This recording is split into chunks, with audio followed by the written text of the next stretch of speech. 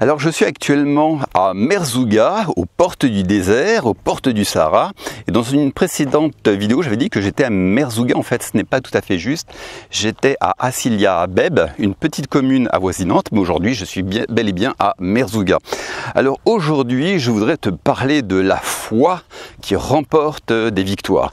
Et ce dont je vais parler aujourd'hui n'a strictement rien à voir avec ce que tu as déjà entendu sur le sujet, très probablement. Vous savez, lorsque l'on parle de la foi, on en parle toujours d'une manière combative. Cette foi qui prend les grandes boxes, qui jeûne, qui intercède, qui déclare, qui conteste contre l'ennemi. Et effectivement, ces choses ne sont pas nécessairement mauvaises, mais il y a aussi un autre type de foi au travers de laquelle le Seigneur va nous délivrer. Et c'est celle qui consiste à garder notre paix, à rester relax, flexible, quelles que soient les situations qui se présentent devant nous. Et je pense que, c'est même pas que je pense, c'est même une certitude, le Seigneur, face aux situations que nous traversons, est plus intéressé par le fait de changer de nos cœurs, de faire un travail en nous, que de changer la situation à proprement parler. Et c'est dans la mesure où nous aurons appris à bien réagir face aux adversités de la vie qu'il nous en délivrera.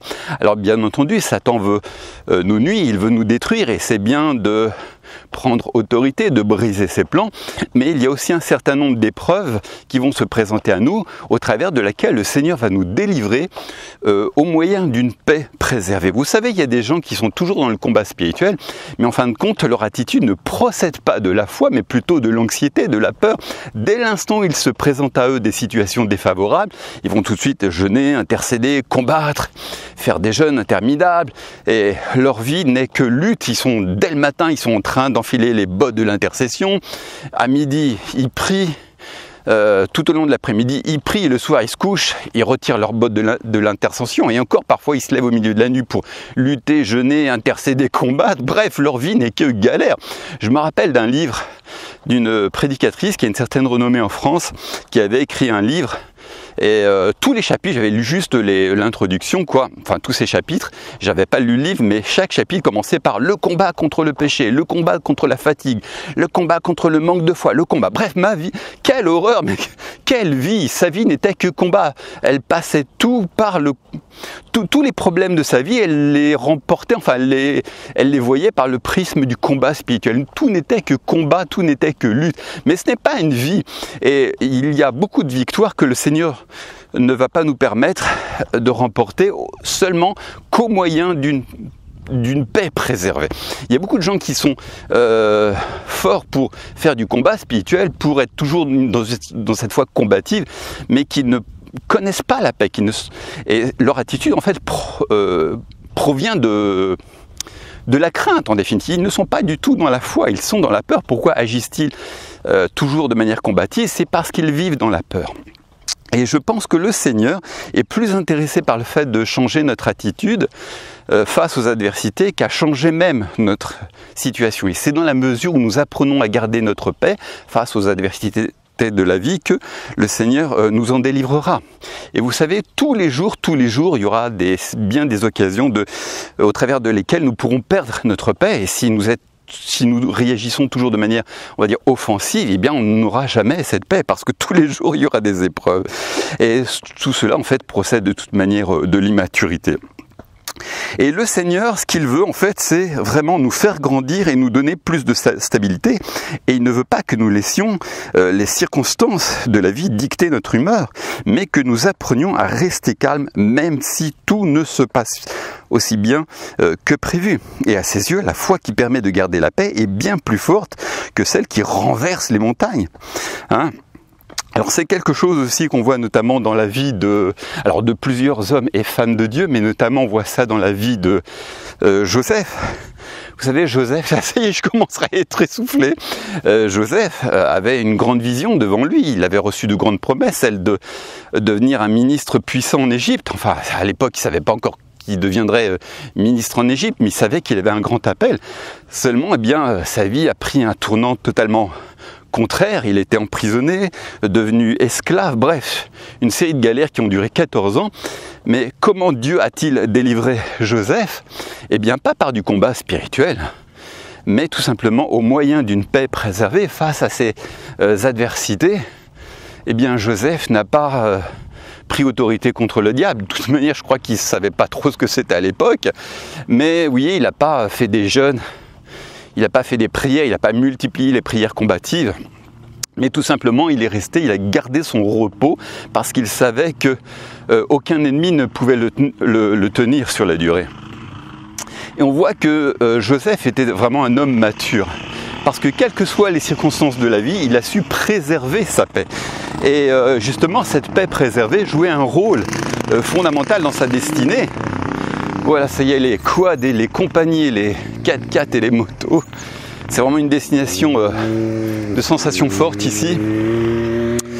Donc voilà, Dieu a utilisé les épreuves dans la vie de Joseph pour faire une œuvre en lui. Et Joseph ne serait probablement pas rentré dans sa destinée s'il n'avait pas su préserver cette paix. Et il y a beaucoup de gens qui pensent être très spirituels parce qu'ils sont toujours dans le combat spirituel, mais cette attitude, toujours dans l'offensive, procède plutôt de l'immaturité parce qu'en définitive, ils sont toujours dans la peur. Et quoi qu'il en soit, vous aurez toujours des épreuves. Et si face aux épreuves de la vie, vous êtes toujours dans le combat spirituel, eh bien c'est que vous ne connaissez pas le repos, c'est que vous n'avez pas pris conscience que l'Éternel était celui qui prenait soin de vous. Hein ?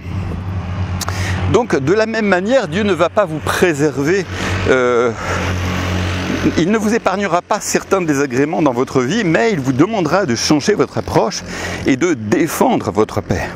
Il ne veut pas que vous appliquiez votre foi pour renverser les circonstances, mais que vous appreniez à rester d'humeur égale.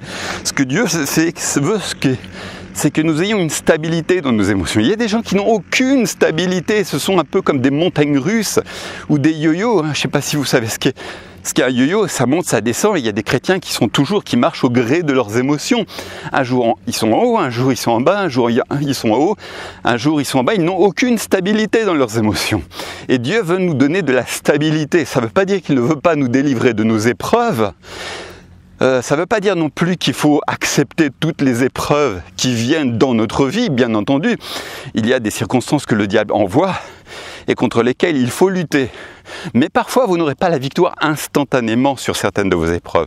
Et c'est au moyen d'une paix préservée que le Seigneur vous en délivrera. Dieu veut nous donner de la stabilité. Il ne veut pas que nous soyons comme des montagnes russes, toujours en train de monter, descendre, monter, descendre. Non, Dieu est intéressé par le fait de changer nos cœurs, plus que le fait de changer nos circonstances. Donc aussi longtemps qu'on sera des chrétiens, des personnes émotionnelles, un jour en haut, un jour en bas, un jour en haut, un jour en bas, on ne remportera aucune victoire, on ne grandira pas. Et ce que le Seigneur veut, c'est nous amener à grandir. Hein, vous voyez, Jésus lui-même, il n'a pas... la vie n'a pas non plus toujours été facile, mais face aux circonstances, il était d'humeur égale. Voilà, alors si vos plans ne se déroulent pas comme prévu, eh bien restez relax, apprenez à afficher votre plus beau sourire et prenez la décision d'aimer votre journée. Peu importe ce qui se passe aujourd'hui, c'est la journée que l'Éternel a faite, je vais garder ma paix, je vais me réjouir, je vais afficher mon plus beau sourire. Et c'est ça que le Seigneur veut aussi, c'est ça la foi. La foi, c'est pas forcément combattre, résister, intercéder, déclarer, non.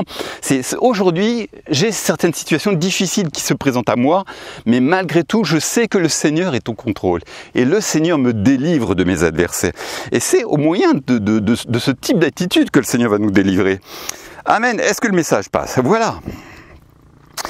J'avais écouté le témoignage il y a très longtemps d'un guitariste de groupe de rock qui s'appelait Brian Helsh, qui s'était converti, donc c'était vraiment un groupe, c'est un groupe très connu aux États-Unis. Et le mec s'est converti, mais lorsqu'il s'est converti, dans les temps qui ont suivi, il faisait toujours de la dépression. Et à chaque fois qu'il avait une vague de dépression, ce qu'il faisait, c'est que il se retournait contre Dieu. Bon, il était immature, vous voyez, il se mettait à blasphémer, à dire des choses très négatives. Et il n'a pas senti que le Seigneur le jugeait, mais il a senti une intuition, quelque chose qui lui disait Brian, lorsque tu passes par ce genre d'épreuve, tout simplement, détourne ton attention, loue-moi, adore-moi. Et à chaque fois qu'il y avait une crise de stress, d'anxiété, une phase qui rentrait dans une phase dépressive, eh bien tout ce qu'il faisait, c'était adorer le Seigneur. Il le louait autant qu'il pouvait.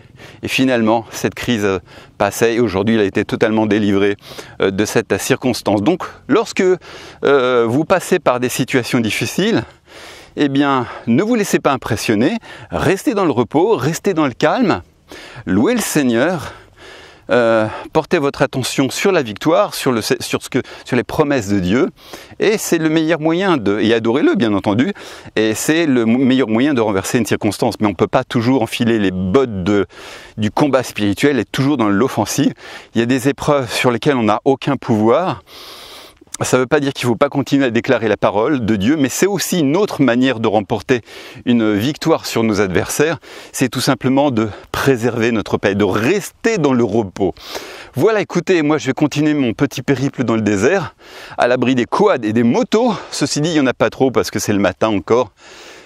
Tout ça c'est magnifique mes amis. Allez, maintenant je crois, je vais aller me boire aussi un thé à la menthe. J'ai vu un petit bar sympa tenu par une dame.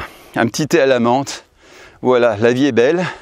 Et puis je te donne rendez-vous pour une prochaine vidéo. Ciao!